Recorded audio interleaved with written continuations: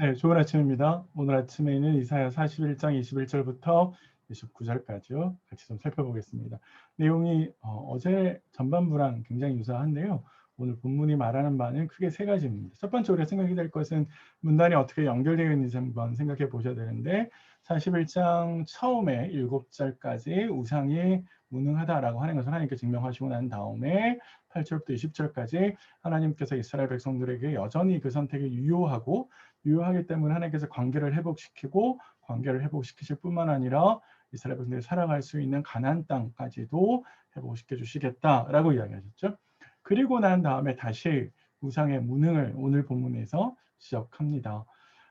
이러한 문단의 배치는 결국에 하나님께서 능력을 증명하시는 것은 결국 우상의 무능을 증명하는 것과 똑같은 동전의 양면과 같은 문제다라고 이야기하시고요. 그래서 하나님께서 이스라엘 백성들을 가나안 땅으로 구원해 내시는 것을 통해서 결국 많은 사람들이 생각했던 마르둑이 능력이 있고 진짜 신이 아니다라고 하는 것을 하나님께서 보여주려고 하신다는 것이죠. 더 나아가서 바로 이 상황 가운데에서 마르둑이 버티고 서 있다고 생각하는 그 바벨론의 거대한 제국에서 바벨론이 멸망하고 하나님께서 그들을 끄집어낼 거다라는 이 이야기를, 이 하나님의 말씀을 들어야 되는지 아니면 여전히 마르둑을 선택해야 되는지 고민하고 갈등하고 있는 백성들에게 이 말씀을 주고 있다라고 생각하시면 좋을 것 같습니다. 그래서 하나님은 어떤 걸 통해서 우상이 무능하냐라고 하면 바로 우상에게는 미래를 결정할 만한 능력이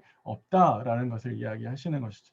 만약에 우상의 능력이 있다면 우상은 자신에게 능력이 있다라고 하는 것을 증명해 보이면 되는데, 그래서 하나님께서는 그의 말이, 우상의 말이 현실이 되었는지, 그리고 미래에 어떤 일이 일어날 것인지 충분히 그 능력을 보이라라고 이야기를 합니다. 근데 사실 우상은 존재하지 않기 때문에, 우상이 상징하고 있는 그 신 자체는 존재하지 않기 때문에 사실 그들의 미래에 의해서 어떤 말을 할 수가 있지 않죠. 하나님께서 이걸 통해서 말씀하려고 하시는 것은 결국에 바벨론 민족의 신, 바벨론이 이스라엘 백성들에게 전쟁에 이겼으니까, 그래서 그 신이 하나님보다 더 강하다, 그래서 그 신이 세상 모든 것을 다 결정한다, 그렇지 않다는 겁니다. 그게 모두 다 빈말이다, 거짓말이다 라고 하는 것을 하나님께서 이야기하려고 하시는 거고요. 더 나아가서 결국에 미래를 결정하는 것은 하나님이다라고 하는 것을 보여주려고 하시는 것이죠. 하나님이 결정하신 미래의 일을 하나님께서 쭉 설명해 주시는데요. 그 핵심 가운데는 고레스가 있습니다.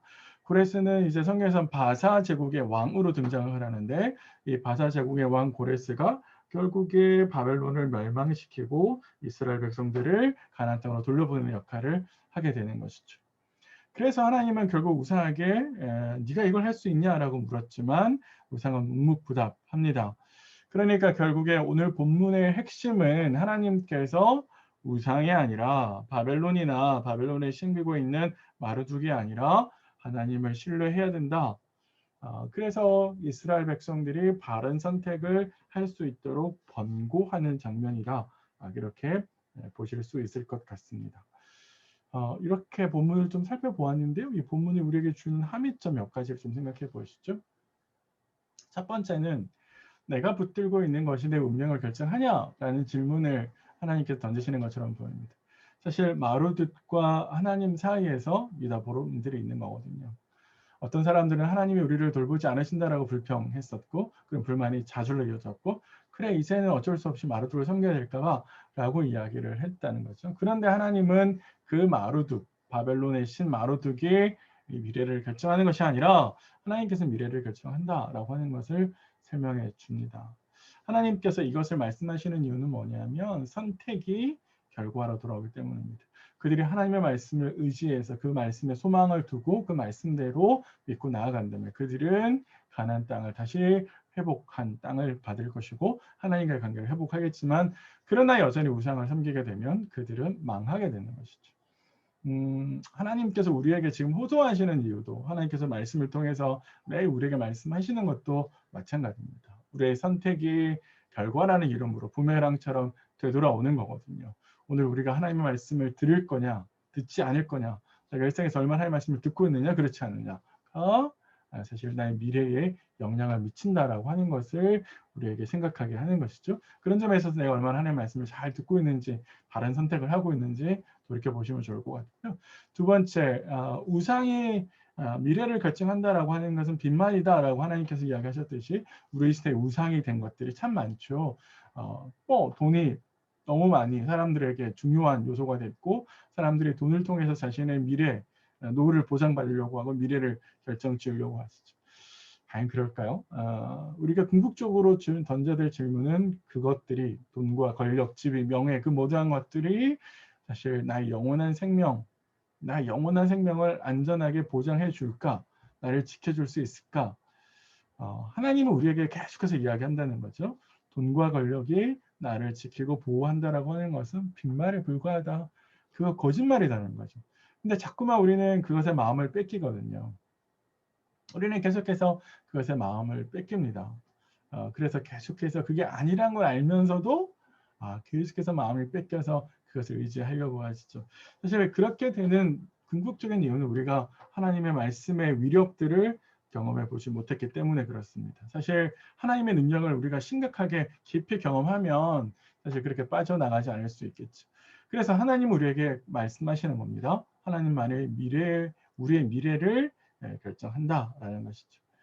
하나님의 말씀은 창조의 능력이 있습니다. 현실이 되는, 그래서 미래를 결정하는 그런 능력이 있습니다. 우리가 하나님 말씀을 의지해서 살아가야 하는 이유가 여기 있는데요.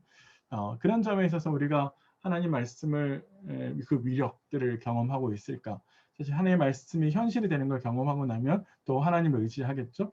또 하나님을 의지하게 되면 하나님 말씀이 또 큰 위력으로 다가오는 것을 경험하겠죠. 그게 바로 믿음의 선순환인데 그렇지 않고 의심하면 하나님의 위력이 가지고 있는 말씀의 현장으로 들어가지 못해서 하나님께서 역사하시는 것을 경험하지 못하고 그걸 경험하지 못하면 다시 하나님 말씀을 믿지 못해서 악순환이 반복되는 것이죠.